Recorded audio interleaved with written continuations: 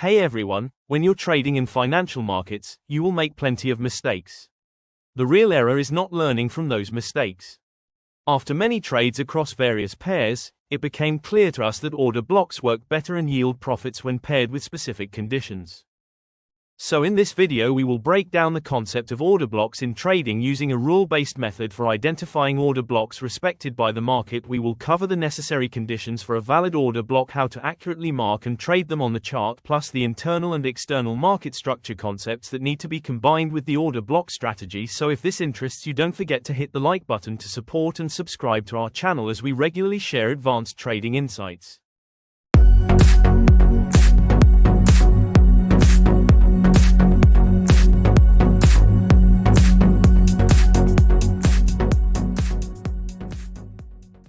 Welcome back, and let's dive in. Generally, order blocks represent zones where buying or selling orders accumulate. The market has previously rejected these levels, so when price revisits them it could respond again. Every order block is a supply or demand zone, but not every supply or demand zone meets the criteria of an order block.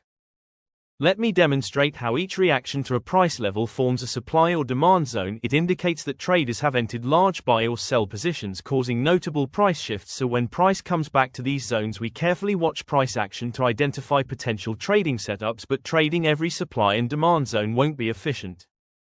Over time and observing recurring patterns on the chart, we found that when supply and demand zones meet specific conditions, their effectiveness improves greatly. One of the crucial supply and demand zones is order blocks. So first we'll review the conditions needed to identify a valid order block for trading, then I'll demonstrate how to accurately mark them on the chart.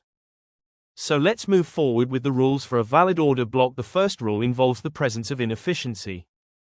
Inefficiency, imbalance, and fair value gaps are closely related concepts. When a significant influx of capital hits the market, it disrupts the balance between buyers and sellers, leading to fair value gap formations between candles, which represent a phase of inefficiency. These shifts on the chart indicate that smart money has influenced the market and driven the price movement.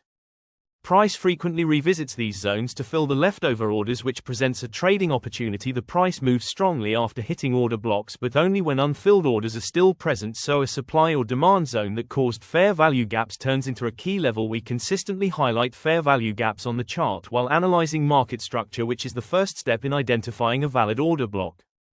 The second condition for a valid order block is a break in the market structure.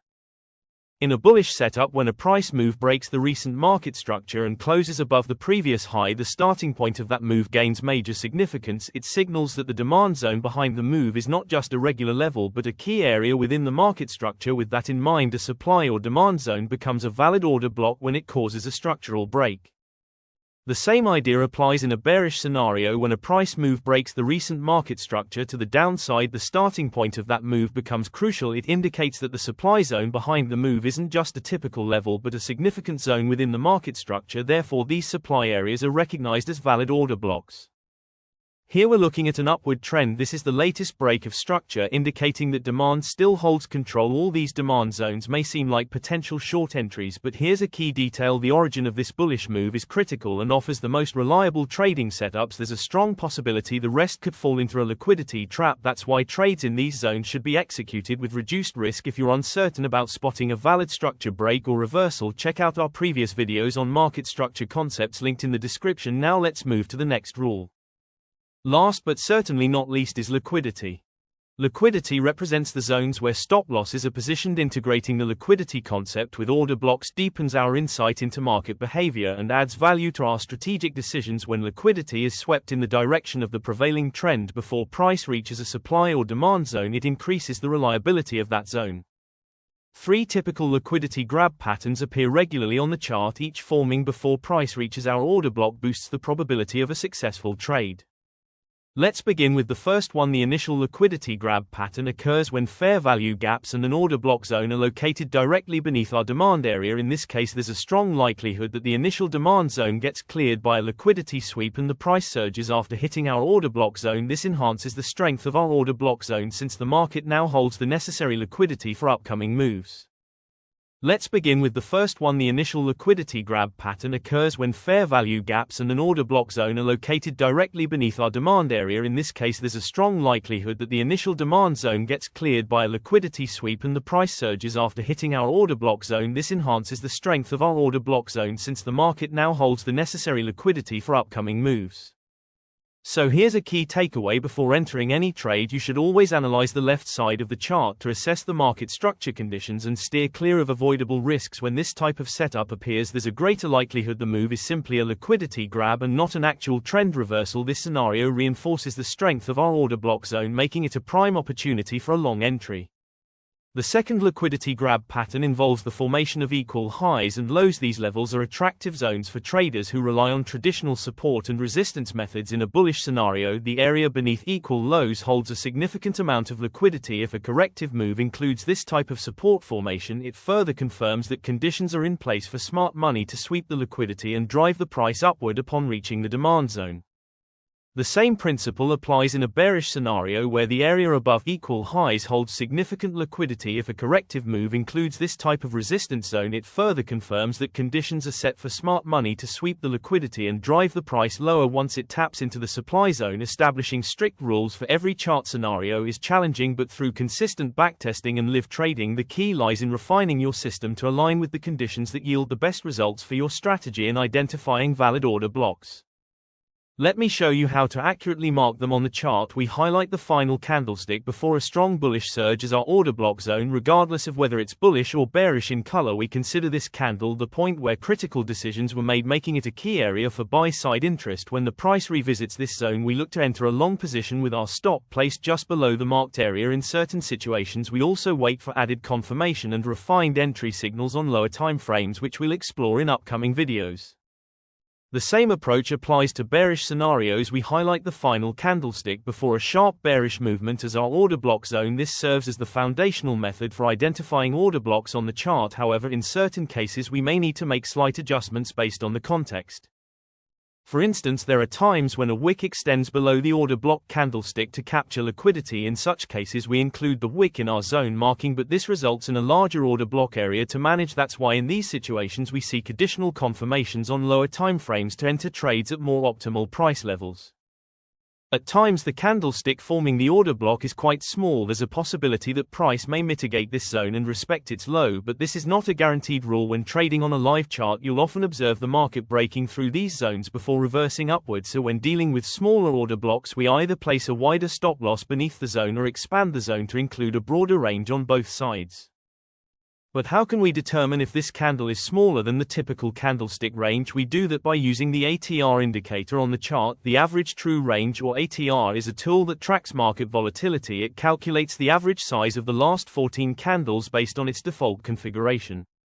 So here's an extra rule for marking the order block zone.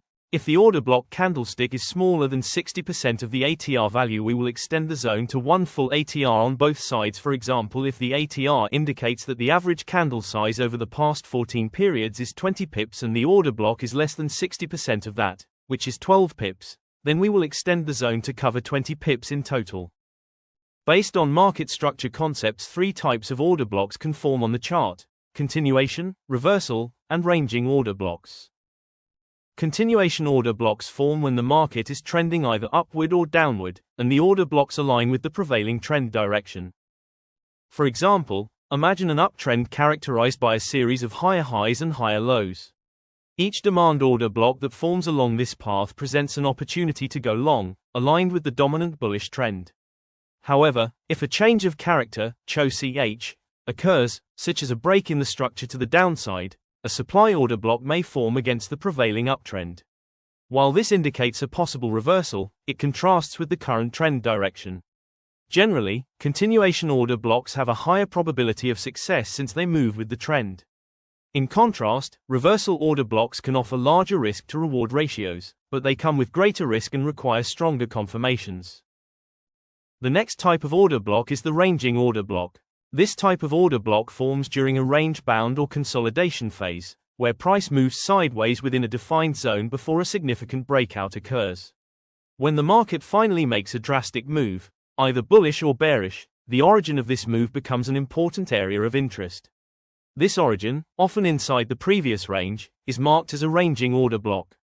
Later, when the price retraces back to this range, we anticipate a rejection from this zone, expecting the market to respect the order block and continue moving in the direction of the breakout. This setup provides a valuable trading opportunity, especially when combined with other confluences like liquidity grabs, fair value gaps, or market structure shifts. From a visual standpoint, identifying a range zone is relatively straightforward. It often appears as if the price is trapped within a box.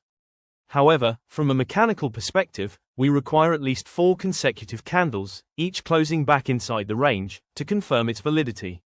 While all the rules and conditions we've discussed so far are essential for recognizing valid order blocks, there's one crucial factor that significantly increases the probability of successful trades: combining order blocks with market structure concepts. Simply identifying an entry zone is not enough to ensure profitable outcomes. That's why we always implement a top-down analysis approach, analyzing the market from higher timeframes down to lower ones, to develop a full understanding of the current market context and anticipate potential price movements more effectively. Our top-down analysis strategy involves 3 key timeframes: 4-hour chart, HTF, higher time frame. This is where we start. We analyze overall market structure, identify the market direction, and mark out the major key levels along with significant supply and demand zones. 1-hour chart, MTF, main time frame. This is our core analysis zone. On the 1H chart, we dive deeper by identifying the trend, spotting breaks of structure, reversals, fair value gaps, liquidity zones, and of course, valid order blocks. This is where most of our strategic decision-making happens.